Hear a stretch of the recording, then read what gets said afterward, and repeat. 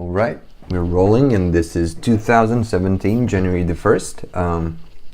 I've always wanted to do a video blog. I've been blogging since 2007.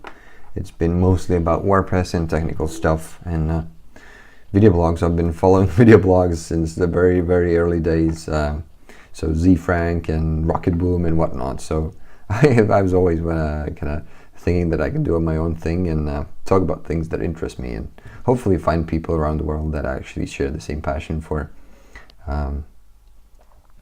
software development, digital products and electric cars and whatnot, whatever interests me at the particular time of point. So today I wanted to talk about battery banks and batteries in general. So what I have here is these battery banks. This one has a fake solar thing on top. It says it's able to actually provide, the solar power is 0.7 watts.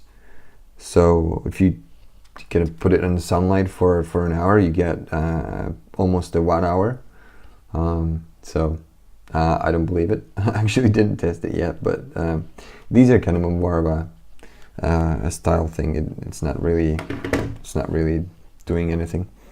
Then we have these pouch cells. So, and obviously these what do you call?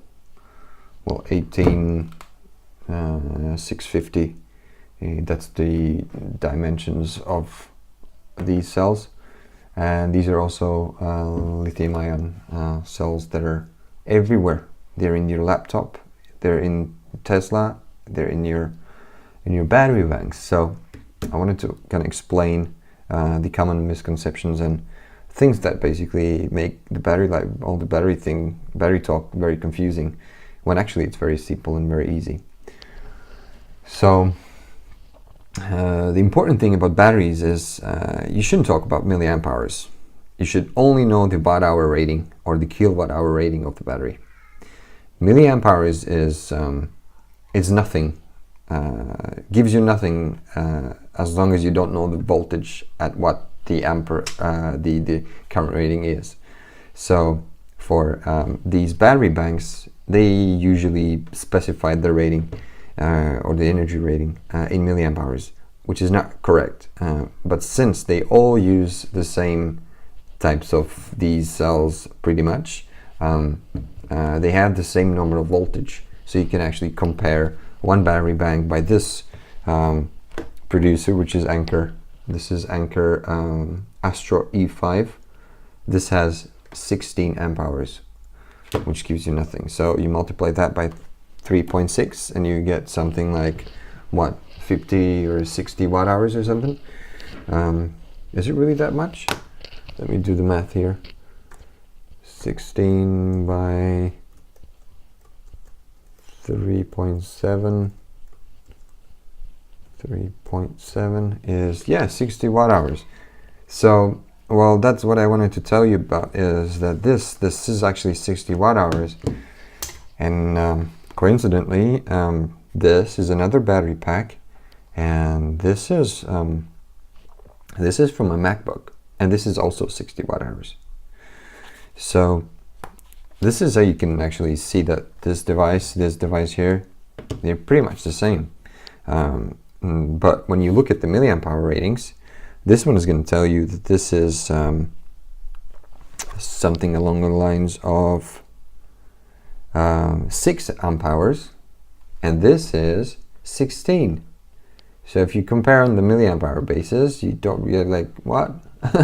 But the truth is that this is at the 6 amp hours at 11 volts, or actually, yeah, well, it says 67 watt hours, but that's what it is. So 6 amp hours at 11 volts, pretty much 10.9 or something. And this one is 16 amp hours at 3.6 volts. So the 3.6, where does that come from? So 3.6 comes from these cells that are everywhere. And this is the same thing, it's just a different format. These are called pouch cells. This one is 6.8 amp hour, or almost 7 amp hours. So if you again compare 6 amp hours versus 16 amp hours, this is actually a valid comparison, because now we're talking about the cell level voltage, which is the same for this and this. So it is actually almost 3 times less in here than in the Anker battery bank. And this one actually uses these 18650 650 cells. So they stack multiple of them inside there, and they're all in parallel, so voltage doesn't increase, but the capacity of the battery pack does, and the rated current draw increases, so from the batteries. So this is why these devices are able to charge relatively fast at more than 7 watts, pretty much up to 10 watts is the maximum that I've seen. They tell you that it's at 3 amps. The output of this is at 3 amps at 5 volts. So 3 by 5 is 15 watts. I've yet to see a battery bank that can actually deliver that, or a device that can draw that much power from a USB battery bank, because no device actually tries to do that. So an iPhone 6, for example, or the most powerful charger that Apple sells is I think 12 watts. And 12 watts, that's when it can do the actual kind of signing and communication between the charges kind of initiated. It tells you that the charger tells the iPhone that this is the genuine Apple charger, so it knows that it can draw that much power. But 10 watts it's pretty much more than the very light bulb, a LED light bulb that you would have at the ceiling for the whole room. So that's a lot amount of energy. So another example is this car battery that I have here. What is inside there? Oh, sorry, I didn't want to crack the microphone. Oh, I almost dropped it on this, so shouldn't do that. So this one says 78 amp hours. So this one was 16. This was what, 7? And this is 78. It's obviously a huger thing, but it's 78 amp hours at 12 volts, because, well, nominal 12 volts. So it's almost a 1,000 watt hours, which is like, I don't know how many times more. So this is why you can't really compare the amp hours. You need to know the watt hour rating. So yeah, that's that. So that's a car battery. It's a totally different purpose. You can't really discharge it and charge it for long periods of time. That's not what it's meant to do.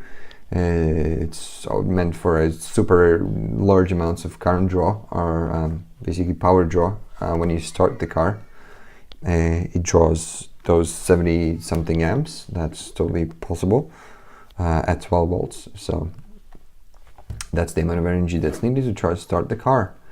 For a cell phone, you obviously don't need that much, so you can use these cells which support that. And so if you have a larger battery pack in your device, so in a computer you have this, in your cell phone you have something like this, like the iPhone has this, but it's just a smaller piece of basically the same thing. iPhone was something like, let's see, iPhone 6 battery capacity is, let's see, it says exactly, it says 6.9 watt hours. Check out what it says here. It says 6.8. So the iPhone has just a very nice quality, much tinier battery than this in there. And when you have these cells, you have to have some kind of electronics. When you combine these cells, you have to have something that takes care of the individual cell or the whole battery pack, in terms of observing that it doesn't go below a certain voltage level when it becomes when it basically damages the internals of the battery, and you can no longer charge it up, and it's going to lose the charge. And the second thing, it is obviously it monitors also when you charge the battery, so that it doesn't go above a certain level of voltage, which is 4.2 volts in case of lithium ion batteries and lithium polymer batteries, I think. So what this is exactly that device. It has this tiny chip on there. It's actually this one, I think, which takes care of that. It does the measurement, the actual measurement of the voltage and the amount of current that is basically either drawn out of the battery and or charged or added to the battery. So and it when it detects an issue with it, it just shuts down the current delivery. It just turns off the switch. Just to protect the battery and also whatever the device is attached to it. So this thing does two of the things that I already mentioned, and then the second thing is it also boosts the voltage up to 5 volts, which is required for the USB battery plugs. So that is why you should always kind of figure out the nominal voltage of the battery pack that you have, and also the milliamp hour rating or the amp hour rating, and then multiply those two things together and you're gonna get the number that you need to know about the battery pack. Otherwise it's just not helpful at all. So I hope you enjoyed this video. Be sure to subscribe to figure out when the episode 2 is out, because it's gonna be sometimes soon, I guess, maybe not. I have plenty of projects and things I want to cover, including like the building your own electric skateboard using hub motors, not these pulley belt thingies that never work. Why did I just say that? I don't understand. Pulleys and like these outrunners with the pulleys and the belts, they're okay. They're okay. You just have to take care of them. So, but hub motors are really kind of a nice thing.